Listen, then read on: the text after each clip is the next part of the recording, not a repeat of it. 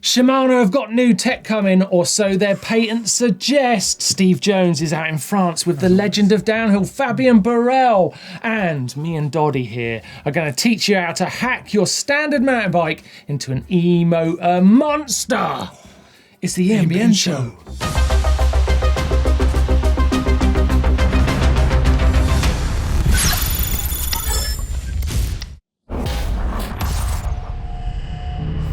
Yeah, so as we said, Steve Jones is not here leading the ship today. He's out in France enjoying himself. So me and Doddy are holding the fort.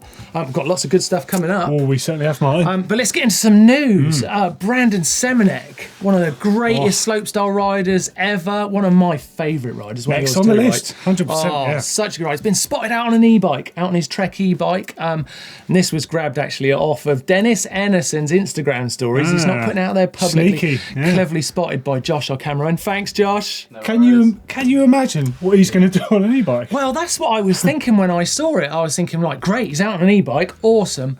I'd love to know if he's trying some stuff. He's got to be the most stylish rider ever. So good to see. You never guess who else has been spotted riding an e-bike? Someone else great. Who? Yeah, Paul Bass. Oh. Which is amazing because Paul obviously had a really, really bad injury. Yes. He was 3 years back at Rampage. Yeah. Which is somehow, it's been 3 years already. I don't get it, but... Unbelievable. Yeah, he's been riding a Scott E-Spark. Oh, man. Yeah. I mean, Paul Basco is one of my favourite riders as well. Yeah. Also from the world of slopestyle and dirt jump and free riding. Oh, I mean, it just goes to show what e-bikes can do. It's great. I bet he's putting it to amazing use. 100% dude. He looks like he's having a very nice day just there. Yeah, and also on the spirit of free riders riding e-bikes, we've got Luca Cometti, well, not quite a free rider, but downhill rider. Yeah. And Carl Strait on the Commercell Meta. Oh. And it's a really cool video clip of them absolutely shredding in California. They look like having an amazing time here, it's a good bike, that. Look at it. Absolutely shredding. Oh, my God. Bit of roost. Like that? I reckon the size of that bike definitely suits Carl Strait. Be good to see what he's going to start throwing that thing around. Yes. He's a bit of a unit, isn't he? Yeah, some pros out there on e-bikes, isn't there? It's all coming. Love it. Coming together nicely. Right, next. Kawasaki are entering the fray of e-mountain bike. It's been in the offing for a little while, but yeah, it looks like they've got a bike up and running. Looks pretty cool. Great to see another motorcycle manufacturer getting involved with mountain biking in the E section. 100%, dude. Like it. Good news. I like Kawasaki. Tell you what though, Narf look like this. Diavolo though, don't it? Oh, striking resemblance. There is, isn't there? Yeah. Very similar. Also, it looks like Shimano have got something really special coming. An integrated system that means that your bike will be controlled electronically depending on whether you've got your dropper post up or not. This all comes from a patent we spotted on Cycling Industry News. Well spotted, you guys. It's really interesting, isn't it? Because this means all sorts of things could change on your bike just by what you're doing in controlling it from the bars. You can just see it from phone technology, can't you? Accelerator meters and all of that driven from the battery, all the hub of things that go on. Yeah. So you see it with Di2 controlling. And you can see it with the suspension as well, like Fox Live. Yeah. So you imagine one extra thing, part of that, the seat post added in there, the electric motor. Yeah, it's interesting though, isn't it? Because it begs the question, like, how much of the decisions on your bike should be intuitive or rider controlled? I know that Steve's going to be talking to Fabien Barel about this, but it does raise some interesting questions. But you will have custom settings and stuff. Yeah. I guess some people will make the most of the luxury of having that automation. Yes. Other people, I wouldn't want any of that. I'd want to be able to pick when a dropper post goes down myself. It's not for everyone, is it? No, but there are other things that could come along as well, like heated grips, which you see on... no, laugh aside, but why not? You see it on motocross enduro bikes. You see it on various other sports. Heated grips. What else? What else? Heated seat. Heated seat would be good for winter. It's all about comfort. Yeah. Why not? Really, Run off the same coming battery. round to heated grips. I'm thinking them through.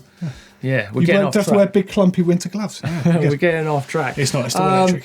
Let's use this as a reason to get into a poll. I think. Yeah. I think because I like the idea of this integration and how much the technology should be integrated into your one system or the use of one battery. So your poll this week is: do you want integration and technology on your bike, do you want that to be where all the development goes initially, or would you like to see development in geometry and weight? That's a good one. I would go geometry and weight. Yeah. As a rider, I'm sure you'd be picking geometry. Or what about battery technology and battery efficiency? Well, yeah, that's a change. big one. Yeah. That's a big one. So there's your three options: integration, geometry and weight, or battery efficiency.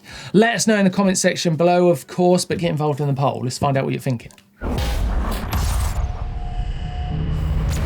Okay, let's get into some feedback from you guys in your comments over the week. I'm going to start with Roy Cabellis, who says, I think that e-bike companies should use the motor for assisting braking as well, as this can be used to charge the battery during the braking. That's interesting. More integration. Regenerative braking. Yeah, surely the way I go down a hill, I brake so much, the bike will be more charged at the bottom of the hill than it was when I started. Terrible. Jokes aside, it's a wicked concept. Yeah, I think that would definitely be coming. Yeah, someone's gonna be doing that. It's got to happen. It's got to happen, hasn't it? Right, next one from Mental MTB. He says, in reply to the comment last week about 113-year-old rear mech and cassettes, that came about from our discussion about integrating the mid-drive system with a gearbox, which makes some sense. Yeah. Don't fix it if it's not broken, is what he's saying. You know what I mean? The rear derailleur has been around that long. It's efficient and it works. Yeah, but you were saying, it's interesting, it's like, it's not the derailleur that's the problem. It's the chain. It's the chain. Yeah. Chain's pretty much all right, so they're a bit smoother now, a bit slimmer, a bit lighter, but they've not really changed much over the years. Yeah, that's true. Until someone thinks of a better way of doing it. Yeah. And there's not a lot of friction in them. And you had a really interesting, being Mr. Tech, you had a really interesting point about having a gearbox in the motor, because I was like, oh, that's the solution to everything. It's very good, and you could have it inclusive. You have oil bath in there, so it looks after itself. But it's extra friction you've got to turn around. And forgetting the fact that you've got electric assistance, when your battery dies, you're going to be in hell. Of pain, basically. Yeah, you're going to be in some treacly oil. Pedaling an e-bike when the battery's gone isn't a lot of fun anyway. So as you can see, Steve Jones is not here this week.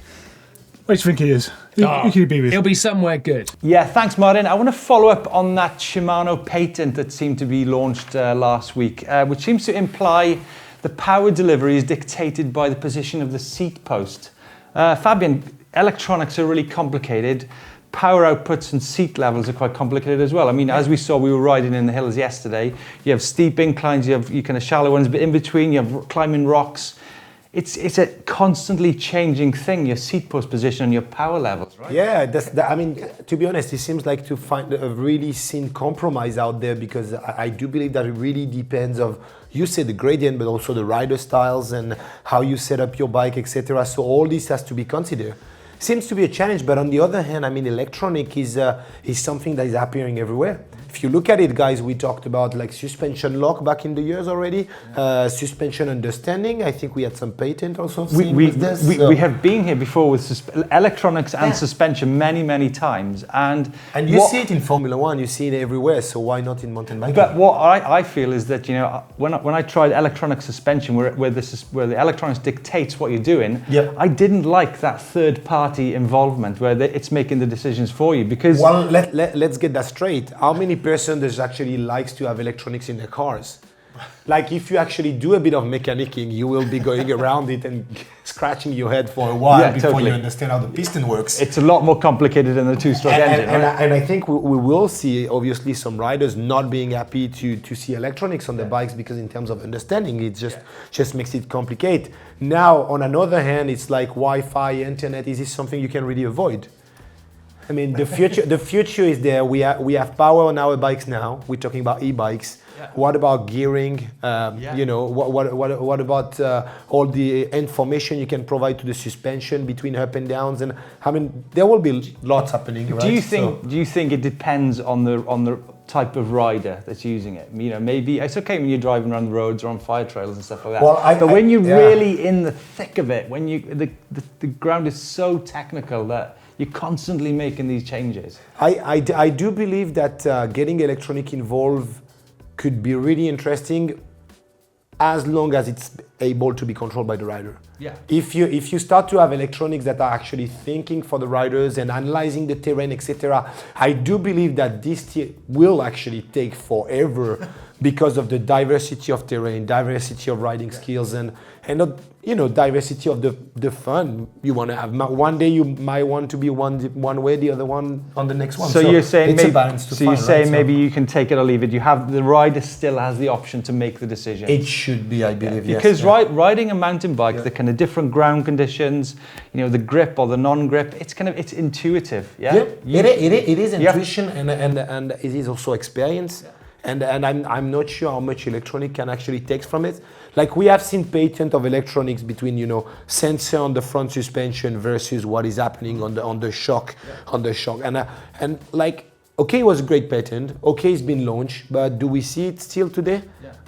Because I think there is a need of understanding that is slightly further than any data recording information could actually bring at us right now. Because when we're riding the trails, flow, trying to understand the flow of the ground where you're generating speed out of the ground, that's something you can't plan. Like if you look at if you have a tarmac road, it's a much more controlled environment, right? Completely, and that's why hopefully and luckily human being is still the best machine in the world and the best understanding machine in the world. We were discussing about like how you've been educated on your bike earlier. We're talking about different bikes and flat pedals and rigid bike, full suspension, all that terrain reading and the capacity you have going from your eyes into your arms and legs to actually control what is happening towards you.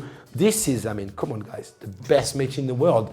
There's no electronics in there. It's just like feeling and sensitive. It's like your nerves and your blood, your muscles. That's the best things ever. So. Yeah. So there you go, folks. That's our feelings on electronics for the time being. Back to you guys. Well, we couldn't not do tech when Doddy's here because I love a bit of tech. Because you love a bit of tech. So I thought we'd relax into a bit of EMBN tech right now. I feel more comfortable straight away. Lovely, right? Well, first off, I love these bags from Ergon that are specifically designed to take an extra battery. Which is a great idea because you can carry loads when you're on an e-bike. Yeah, just like lengthen that distance that you can ride. Yeah. But it's a great idea. It sounds like just adding a compartment to a bag, but obviously you've got to think about that weight. It's like an insulated compartment, isn't it? Yeah, as well? And you've got to get it weight down nice and low so it doesn't interfere with your riding too much. But great idea, and I like anything that's bringing in more ideas to incorporate e-bikes. Do you know, that's good. I'm glad that Ergon have done that because there's not many companies doing that sort of thing at the moment. Evoc also make one. Yeah. Another sort of forward-thinking company. Yeah. Same concept. On the inside of the bag, it's got a big sort of internal sleeve for the battery to go in. It's padded, so if you fall off, it's not going to hurt you. Just like the same with the Ergon one.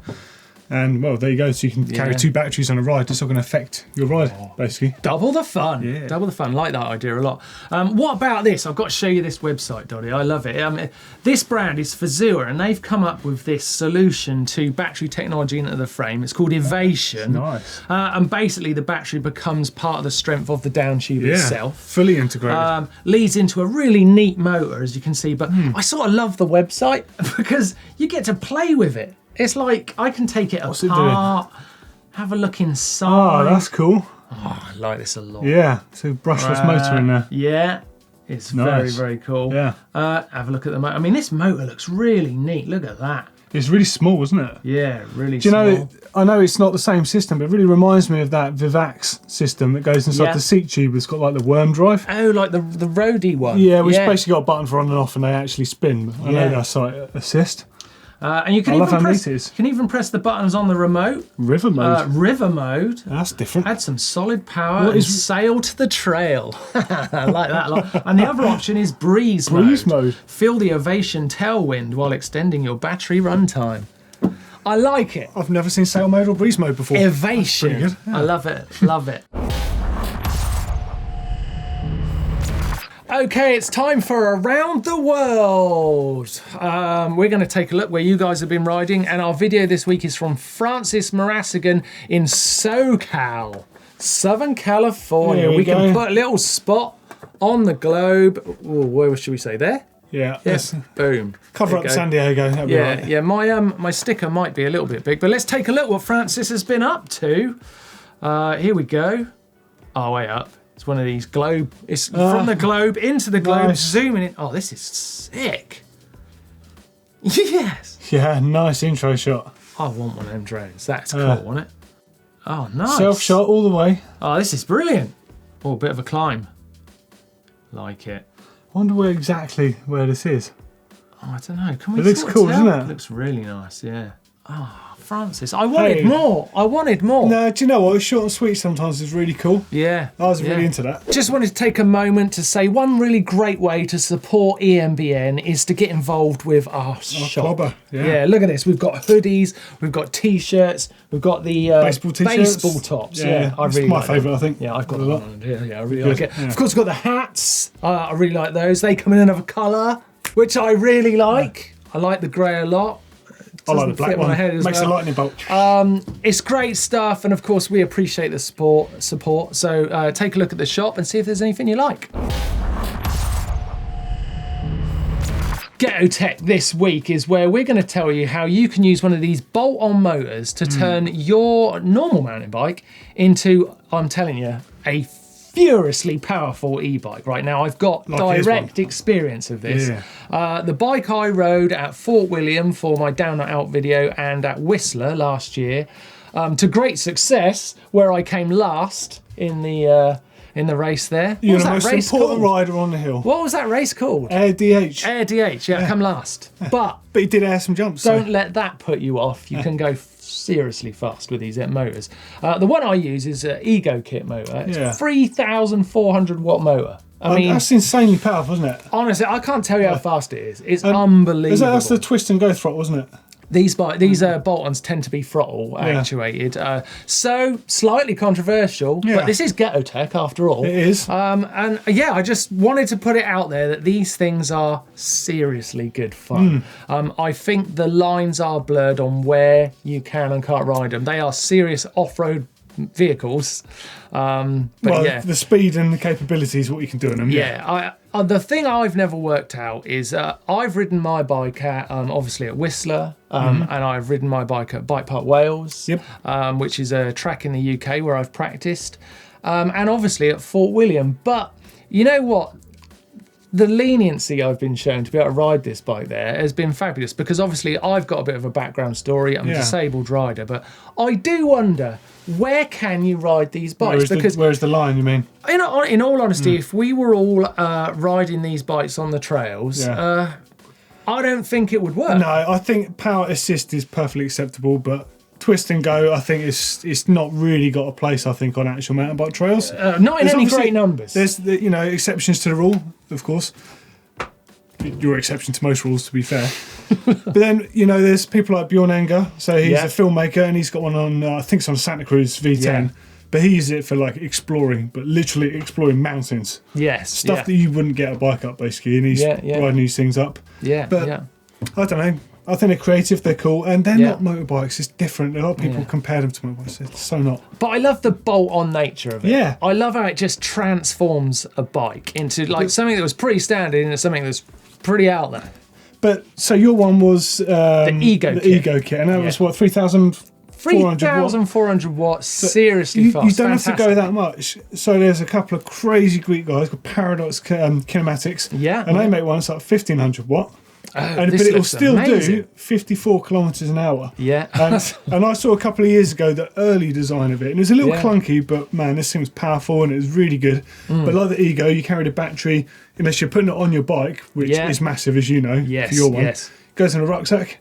Basically, it's got a little neat connector, so if you do come off the bike, it splits, the cable doesn't pull out. But similar system, But those guys started developing it for fun, right, when they started buying old 26-inch wheel downhill bikes that were dirt cheap because no one wanted them anymore. And turning them into super fun uphill freeride bikes. Wow, that's amazing. So these bolt-on systems are there. Love to know what you think about them. I think they're slightly controversial, but would you put one on your bike?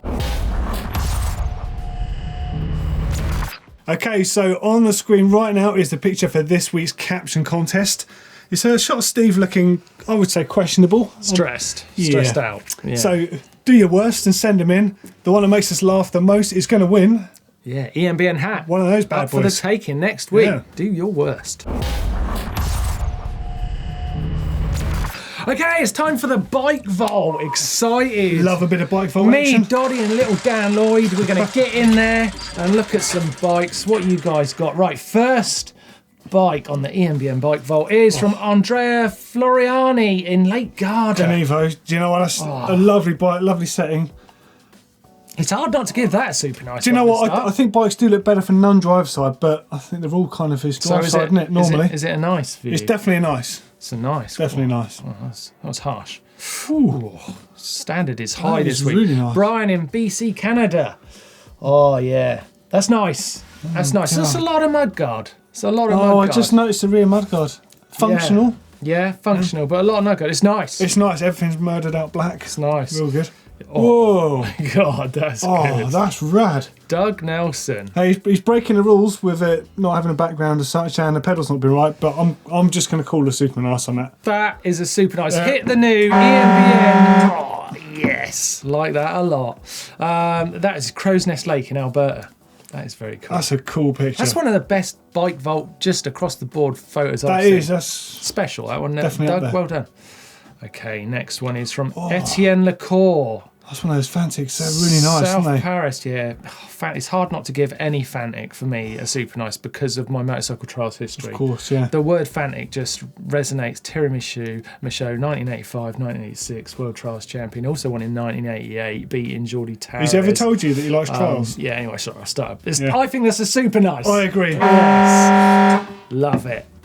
Oh, yeah. Oh, that's pretty rad, isn't it? Yeah, but that's a hell of a weapon of a mudguard, dude. I don't know if I can take it. Yeah, I kind of feel the same, but it's functional. This is it's out there to be right. To Bjorn Mäkinen. I like the fact he's riding on a footpath as well. That's cool. Mate, There's probably shared rights, to be fair, out there. It's so much mudguard. Martyn really doesn't like mudguards. To Bjorn, well, I like some mudguards. I know- really do love some mudguards, Mudguard fascist. but not that one. Not that one. I'm giving it a nice. Should we give? I'll give it a now nice. I feel bad. I'll give him a nice, but that's hanging on you. Oh, look at that high bike, Victor Veriton. Do you know what? Even though that's not a side-on shot, I actually love that shot. I love the bike. I love the orange detailing. I love the colour. It's rad. Yep, It is I'm rad. quite in for a super nice, personally. Hit it. Hit it. And we're out of bike vault. Well, that was good this week. It was really good, actually. Really Yeah. good. I think the EMBN bike vault is. Do you know what? sick. It's really nice to see bikes in so many different places around the world. Yeah. There's yeah. more of you out there, though, so keep them coming in. Love Yeah. to see those pictures.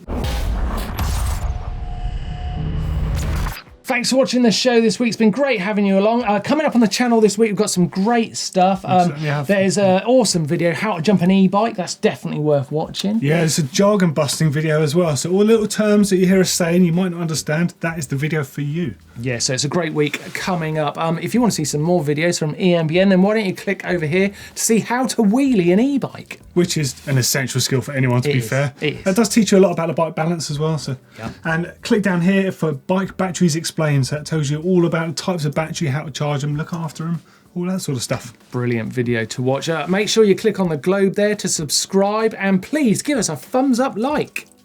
I like that.